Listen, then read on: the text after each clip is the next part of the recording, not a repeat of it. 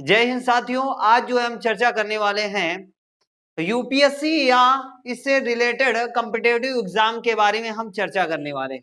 जैसा कि ये सेशन पहला है और इस सेशन में हम बताएंगे कि जो है यूपीएससी का सिलेबस क्या है और इसके अलावा हमें क्या क्या पढ़ना चाहिए और अदर कॉम्पिटिटिव एग्जाम को कैसे क्लियर किया जा सकता है, इसको हम चर्चा करते हैं। तो चलिए भैया, हम बात करते हैं यहाँ पर सबसे पहले भूगोल, जो कि हम पढ़ाने वाले हैं, जियोग्राफी जिसे बोला जाता है, उसके बारे में हम चर्चा करने वाले हैं।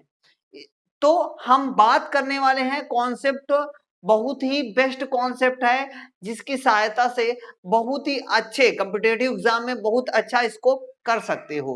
तो इसलिए ये सेशन हम पहला सेशन है, इस सेशन को ध्यान से समझना और सारी चीजें बिल्कुल क्लियर हो जाएंगी। जैसा कि हमारा एक और चैनल है, ठीक है, तो उस चैनल में हम अपलोड ना करते हुए एक न्यू चैनल है उस पे अपलोड करेंगे। तो जैसा कि चैनल का नाम ही लिखा है यहाँ पर, जैसा कि चैनल का नाम है Rocky GS research centre, Rocky GS research centre. इस चैनल पर जो है जितने भी बच्चे हैं, यदि अदर कॉम्पिटिटिव एग्जाम या यूपीएससी से रिलेटेड एग्जाम का क्लियर करना चाहते हैं, तो ये सेशन उनके लिए या ये चैनल उनके लिए अत्यधिक लाभदायक होगा या उससे अत्यधिक जो है इनको लाभ प्रदान होगा। तो चलिए भैया, हम बात करते हैं सबसे पहले जियोग्राफी यानी भूगोल की। तो भूगोल का कुछ इतिहास जो है उसके बारे में हम आगे बताएंगे, बट यहाँ पर हमें यह समझना है कि हमें भूगोल के अंतर्गत यूपीएससी या कॉम्पिटिटिव एग्जाम में हमें क्या पढ़ना है, इसको हम समझते हैं। बहुत ही ध्यान से समझना, सारी चीजें क्लियर हो जाएंगी। तो हम बात करते हैं सबसे पहले जियोग्राफी। जियोग्राफी को हम 3 पार्टों में डिवाइड करते हैं। कौन कौन से? भौतिक भूगोल, मानवीय भूगोल और भारत का भूगोल। इन तीनों के बारे में हम डिटेल में पढ़ेंगे। तो हम सबसे पहले पढ़ेंगे भौतिक भूगोल के बारे में, यानी फिजिकल जियोग्राफी के बारे में पढ़ेंगे। तो फिजिकल जियोग्राफी के अंतर्गत हमें क्या पढ़ना है ये हम समझते हैं। सबसे पहले फिजिकल जियोग्राफी के अंतर्गत हमें पढ़ना है क्या? यूनिवर्स यानी ब्रह्मांड के बारे में पढ़ना है। किसके बारे में? ब्रह्मांड, ठीक है, ब्रह्मांड के बारे में पढ़ना है, पृथ्वी के बारे में पढ़ना है, भारत के बारे में पढ़ना है, ठीक है। तो ये हमें पढ़ना है सबसे पहले ब्रह्मांड के बारे में। ब्रह्मांड से चलेंगे पृथ्वी, पृथ्वी से चलेंगे भारत और भारत से चलेंगे राज्यों,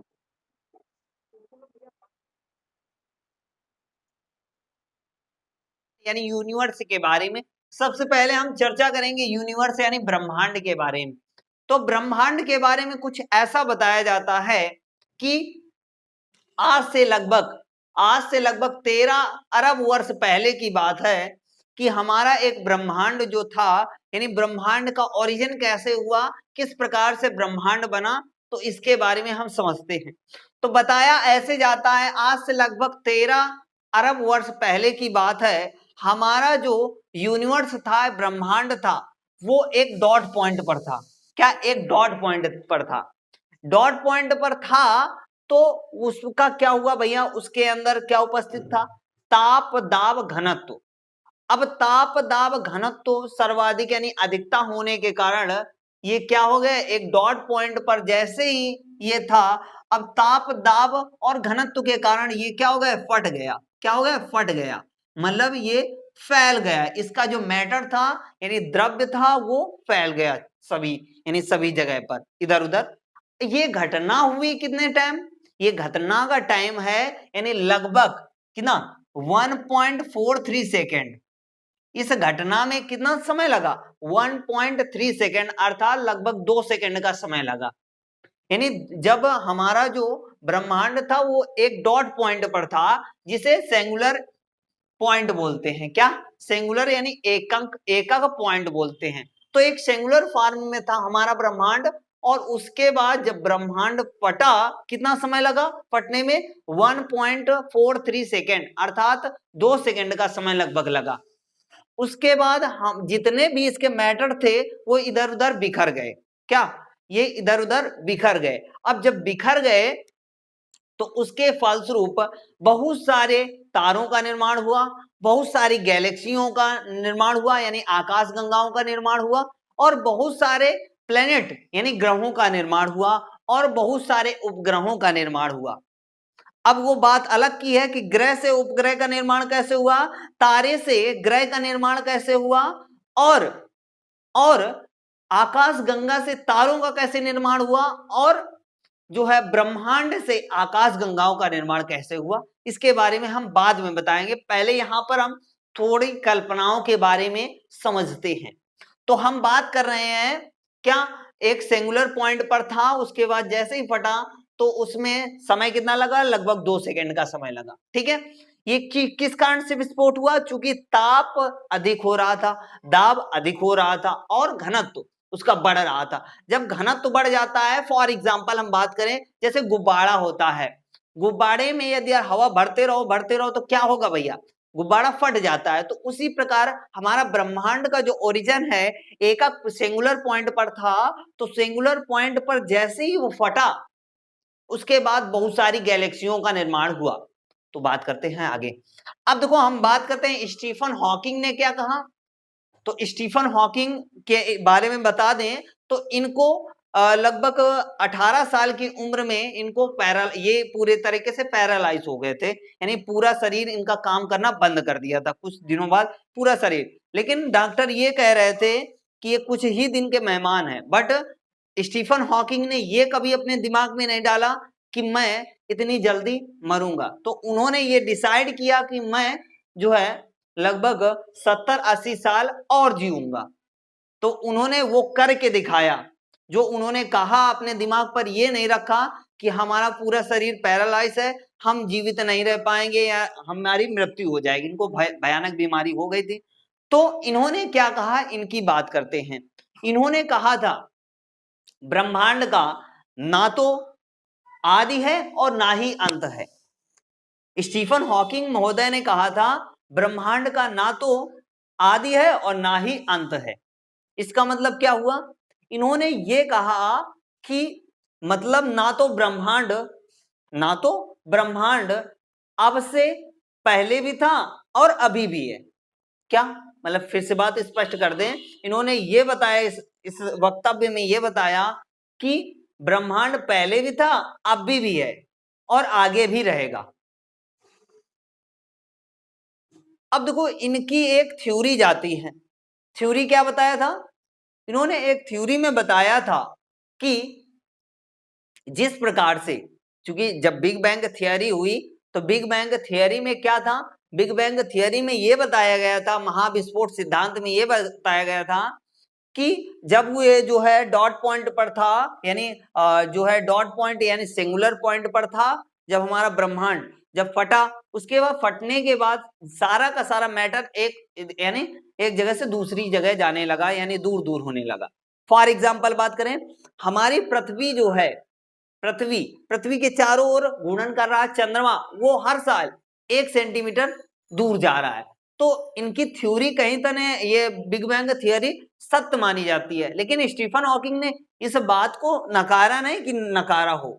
इन्होंने ये कहा था कि जिस प्रकार हमारा ब्रह्मांड फैल रहा है, एक निश्चित समय के बाद, एक निश्चित अवधि के बाद हमारा ब्रह्मांड पुनः सिंगुलर पॉइंट पर आ जाएगा, यानी पुनः सिंगुलर पॉइंट पर आएगा, फिर उसके बाद फिर विस्फोट होगा, फिर यानी ब्रह्मांड का ओरिजिन होगा, यानी ब्रह्मांड का निर्माण होगा। इन्होंने ये बताया था। इतनी बात क्लियर हुई। अब बात करते हैं, स्टीफन हॉकिंग वाली बात क्लियर हुई। अब देखो बात करते हैं अगले वैज्ञानिक आए। उन्होंने कहा क्लाडियस नामक वैज्ञानिक, यानी क्लाडियस टालमी नामक वैज्ञानिक थे, ये यूनान के वैज्ञानिक थे। इन्होंने 140 ईस्वी में बताया, क्या बताया, जियोसेंट्रिक अवधारणा। जियोसेंट्रिक अवधारणा क्या होती है, तो इन्होंने ये बताया कि पृथ्वी, ठीक है, पृथ्वी यानी यूनिवर्स यानी ब्रह्मांड का केंद्र बिंदु है, अर्थात सूर्य या अन्य ग्रह पृथ्वी के चारों ओर चक्कर लगाते। इन्होंने ये बताया था। फिर इसके बाद अगले वैज्ञानिक आए, अगले वैज्ञानिक कॉपरनिकस। 1545 में आए। इन्होंने हीलियोसेंट्रिक अवधारणा को बताया। अब ये हीलियोसेंट्रिक अवधारणा क्या थी, इसके बारे में हम बताते हैं। हीलियोसेंट्रिक अवधारणा में यह बताया गया था कि इनकी थ्योरी को जो यानी जो है टॉलमी महोदय ने जो बताई थी, इनकी थ्योरी को नकार दिया गया। क्या नकार दिया गया? नकारा कैसे गया? इन्होंने ये कहा, क्या कहा? सूर्य यानी पृथ्वी के चारों ओर सूर्य नहीं घूम रहा है, बल्कि सूर्य के चारों ओर अन्य ग्रह घूम रहे हैं। सूर्य के चारों ओर सॉरी अन्य ग्रह घूम रहे हैं। क्या? सूर्य के चारों ओर अन्य ग्रह घूम रहे हैं, इन्होंने ये बताया था। ठीक, लेकिन इनके साथ हुआ क्या भैया? टॉलमी जो है कोपरनिकस जो थे, ठीक है, इनके साथ क्या हुआ कि बहुत सारे ईसाई धर्म के पादरियों ने, जो पादरी थे, पादरी ही कहेंगे ईसाई धर्म, किसी को धर्म के बारे में हम नहीं बता रहे हैं, तो यानी एक पादरी थे, उन्होंने इनसे कहा, किनसे? कोपरनिकस से कहा कि ये जो तुम थ्योरी बता रहे हो ये गलत है। हमारे धर्म यानी बाइबल में, चूंकि पहले लिखा था, बाइबल में ये लिखा था कि अर्थ पृथ्वी के चारों ओर सभी ग्रह घूम रहे हैं, पृथ्वी के चारों ओर सूर्य और सभी ग्रह घूम रहे हैं, ये बाइबल में लिखा था पहले। तो पादरियों ने क्या किया? इनका बहुत विरोध किया, इनका विरोध किया। तो विरोध जब किया तो इन्होंने कहा ठीक है, हम ये मानते हैं कि ये असत्य है। बहुत सारा विरोध हुआ इनका, फिर बाद में इन्होंने जो है इसके बारे में थ्योरी एक जाती है कि इन्होंने माफी मांगी, एक थ्योरी ऐसी जाती है कि इनको जेल में बंद कर दिया गया। अब कौन सी थ्योरी सत्य है और कौन सी थ्योरी असत्य है, ये वैज्ञानिकों के आधार पर, रिसर्चों के आधार पर हम बता रहे हैं। ठीक है, अब देखो भैया, उसके बाद बहुत सालों बाद फिर एक और वैज्ञानिक आए, हर्शल। ये ब्रिटेन के वैज्ञानिक थे, 1805 में बताया इन्होंने। क्या बताया? सूर्य, पृथ्वी तथा अन्य ग्रहों से युक्त सौर मंडल ब्रह्मांड का अंश मात्र है। ब्रह्मांड का अंश मात्र है। इसका क्या तात्पर्य है भैया? इन्होंने ये बताया कि सूर्य, पृथ्वी, इसके साथ में अन्य ग्रह, ये एक ब्रह्मांड का कण मात्र है। अर्थात कहने का मतलब ये है, हमारे ब्रह्मांड में अरबों खरबों मात्रा में गैलेक्सियां पाई जाती हैं, यानी आकाश गंगाएं पाई जाती हैं। अब कुछ लोगों का ये क्वेश्चन होगा, आकाश गंगाएं क्या होती हैं? बहुत सारे अरबों खरबों तारों का समूह आकाश गंगा कहलाता है। बहुत सारे अरबों खरबों तारों के समूह को आकाश गंगा कहते हैं।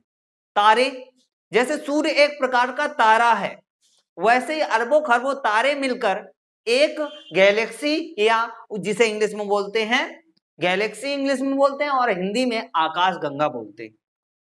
तो आकाश गंगाओं का निर्माण हुआ।